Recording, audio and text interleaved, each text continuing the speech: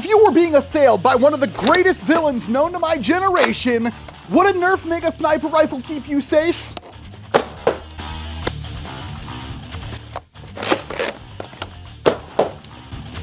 Critical!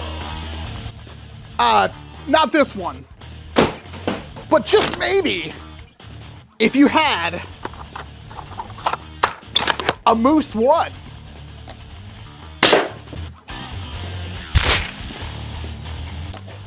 Yeah. He doesn't stand a chance. Cool, knocked out! Just to make sure. Excellent! You the max! Yeah, that's super clean. So, over the past couple of years, a lot of high-powered foam darts have gone through this moving blanket that I have here to kind of deaden the sound in the set area of my studio. But there's a spot right here where it doubles up. So, let's see if I could put a Mega Dart through 2 layers of moving blanket.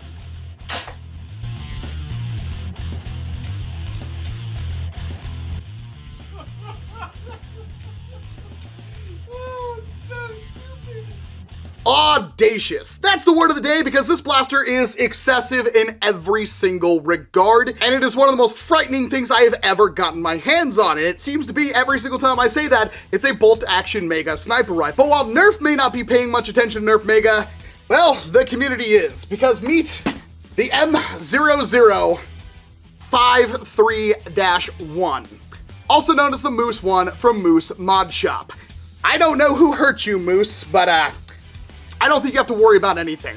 This blaster is gross. So, yeah. Yeah, let's do this. Are you sure? You want it like Wait, in the back, in the belly? I'll aim for your chest. Cool. Sounds good. I'm sorry. Go ahead. Yeah. Yeah, no worries. That was fun. I like that. That might leave a wall too. I think it will. This video is sponsored by Splatterball. They gave me an exclusive discount code that not only helps you save massively on the Splatterball SRB 400 sub and the Splatterball SRB 1200, look at that beautiful big drum right there, but with every sale using these discount codes, you also support the channel. The SRB 400 sub is a select fire, rechargeable battery, 500 round detachable magazine gel ball blaster that can shoot semi-auto or full auto up to 8 rounds per second, and up to a surprisingly high velocity. But of course, if you really want to kick things up a notch, check out the SRB 1200. With its 1200 round detachable drum magazine, rechargeable battery, and full auto up to 11 rounds per second, nothing will be able to stand in your way. Go to splatterball.com and use the discount code Walcom SRB 400 to get the Splatterball 400 sub kit for $39 with free shipping, a massive discount. Or use the code Walcom SRB 1200 to get this bad boy for $49 with free shipping. And both the SRB 400 and 1200 blasters are compatible with the new Pyro glow-in-the-dark magazine. This light-up 550 round detachable magazine uses the new Pyro glow-in-the-dark ammo, giving you the ability to fire hundreds of glow-in-the-dark tracer rounds per minute. Click the link, use the code. Thank you again to Splatterball for sponsoring this video. So yeah, I'm not playing this up for anything, like it's on the table right now, but if I put it on the floor, you can still see this ridiculously long B-car muzzle, which is a muzzle device that has bearings on it meant to give a spin to a dart as it exits the blaster, kind of like rifling on an actual rifle, and this thing shoots half-length Nerf Mega Darts. Yeah, I can shoot full-length Mega Darts too, but trust me, you're not gonna want to. This blaster will put the fear of God in anybody downrange. Hand-built with 3D printed parts, the Moose 1 is a monster. This blaster is larger than most people who would be watching this video. It is stupid for when you need to stop a Nerf engine block. All right, so I was sent a bunch of these blaster blocks. They're foam blocks that seem to be made out of Nerf Ultra Foam, which is pretty good, and they're meant to be built together and then destroyed, and they come in different sets with little targets and stuff like that, but the actual blocks themselves are pretty much the same. You've got a standard construction block and then a kind of sloped block that has multiple different uses. All right, well, hopefully this doesn't destroy the blaster blocks, just breaks the castle. Let's see what one shot can do. Aiming right for center mass.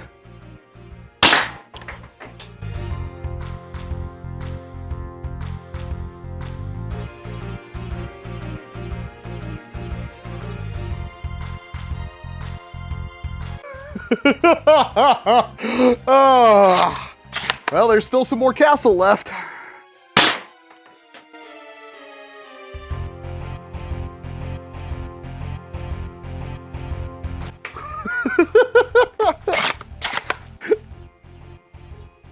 Oh.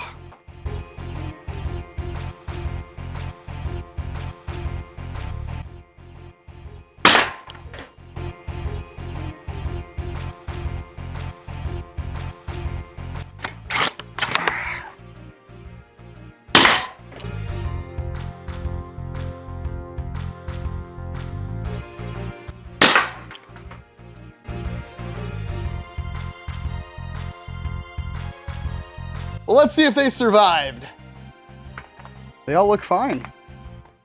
I don't see pieces. Wow, those things can withstand that much? Okay, well, let me know down below if I need to test these things with short darts. You've got a gigantic buttstock back here, a full-length Picatinny rail that runs basically the entirety of the blaster, with some Picatinny rail down here for any kind of bipod that you want. Obviously, I put a scope on a riser and this bipod on it. You've got the most comfortable grip you could imagine on something like this. This is a competition grip. It feels fantastic. And of course, you've got a locking bolt with, check out this draw. Let's see if I can even get this on camera. And it can shoot harder. I need to preface that by this is not maxed out. This is nearly maxed out, but this is what Moose sent me in.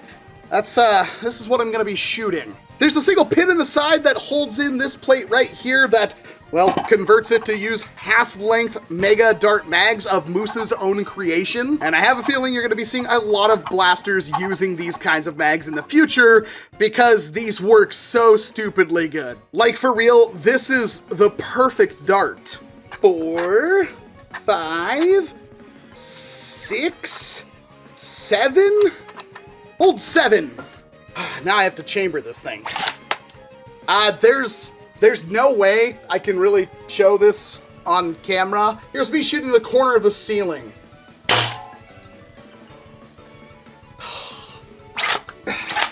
You do have to prime it like you mean it.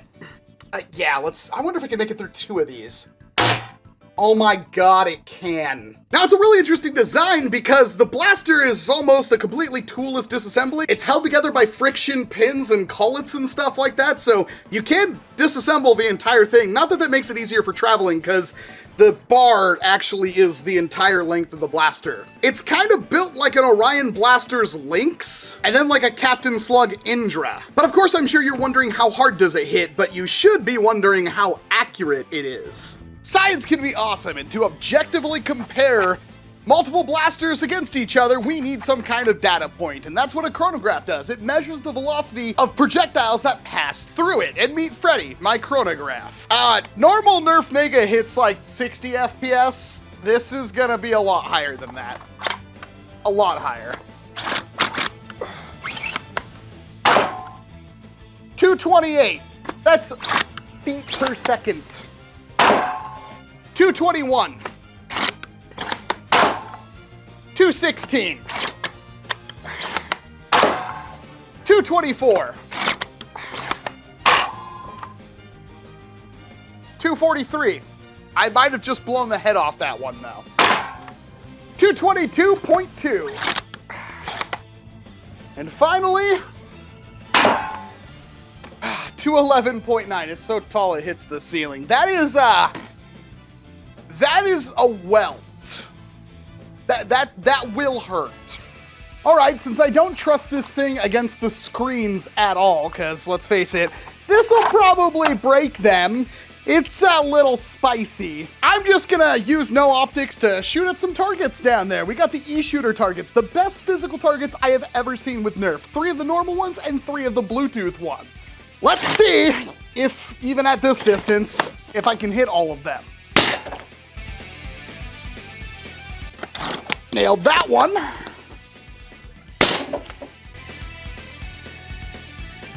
Nailed that one.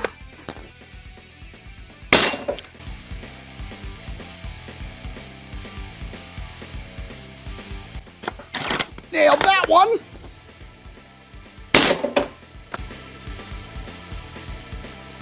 Killed that one.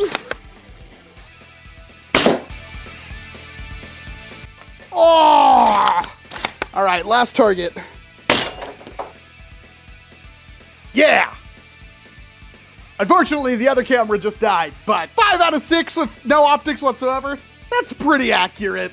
So I'm sure you can tone this blaster down to hit not as hard as it's currently hitting to match your local war standards or whatever, but if you don't have an FPS cap or your FPS cap is like 200 something, well, my goodness, do I have a blaster that you should be using. Not only is it ridiculously accurate, those darts are heavy. Keep in mind that when I say 200 something FPS, that's meant for a dart that weighs much less than the projectile that this thing is firing. How hard could it hit with a half dart? I have no idea. All I know is I don't think I've ever flung a foam projectile as far as this thing will yeet a foam projectile. So normally doing range tests with foam darts is pretty stupid. I mean, there are so many environmental factors that are going to change how a foam dart flies that it's kind of pointless. Nobody's gonna ever be able to repeat it. But one of these, loaded up in one of these, is an absolutely ridiculous thing. Allow me to demonstrate.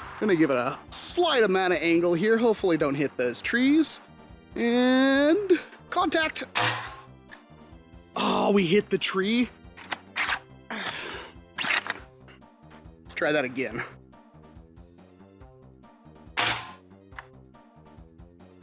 Yeah, I think we even got one more. Let's give this one a pretty ridiculous angle. And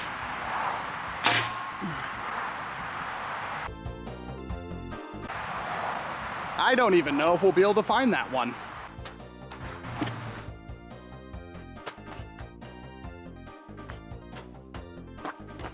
So this red line here was 100 feet. And I think our red dart, our first one, no, right there. So that's one that hit the tree. Oh my goodness. So here's the second one. This is a lot farther. And then the final one is all the way right there. I seriously don't think I've flung a foam dart that far before, ever. Multiple people have had their hands on it. Every single one of them wanted to buy one immediately. It is that much fun. And if your war has special rules for NERF Mega, well, that's absolutely awesome, and more places should be doing that, but man, this thing is really gonna make them rethink those rules. The Moose one does weigh in at about $375 US, fully kitted out, and I want to point out that this thing is pre-built, tested, handmade, all that stuff. If you want just a hardware kit, it is substantially cheaper, but you can see by the size of the 3D prints here, it's gonna take quite some time to print. It is very similar to the Ranger series in that regard. They're basically the same blaster, especially once you put this kind of attachment on your Ranger, and of course, use a special magazine that could use the half dart megas. So this definitely isn't a replacement for the Ranger series sniper. But my goodness, is it some of the most fun I've ever had with Nerf. I'm not saying you have to go out and buy one, but I am saying if you ever get the chance to use one, do not pass it up. You are in for a treat. I'll have a link down in the description below where you could buy one of these things, because I'm sure some of you are sick in the head and will love this thing as much as I do.